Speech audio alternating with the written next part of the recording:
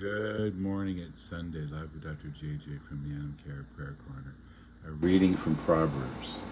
Wisdom has built her house. She calls from the highest places in the town. You that are simple, turn in here. Come, eat of my bread, and drink of the wine I have mixed.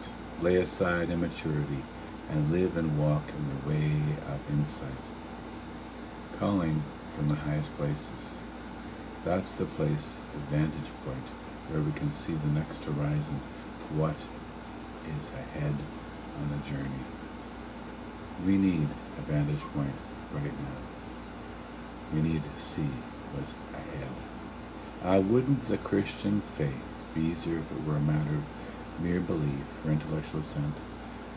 Today's rather scandalous carnal incarnational gospel reminds us that Jesus is here and now.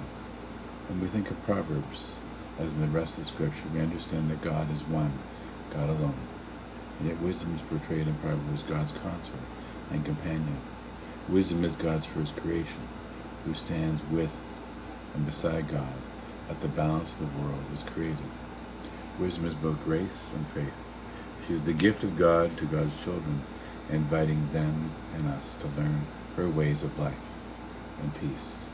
Wisdom is called God's Torah for all people, but she's also a pattern of faithful response to God. Wisdom, therefore, has both objective and subjective aspects, eternal dimensions that are at the same time quite temporal. Wisdom is in some relational. It is a call and way of relating to the world. How do we see wisdom today? And God, grant us the wisdom and understanding and insight to hear, to listen and learn from each other.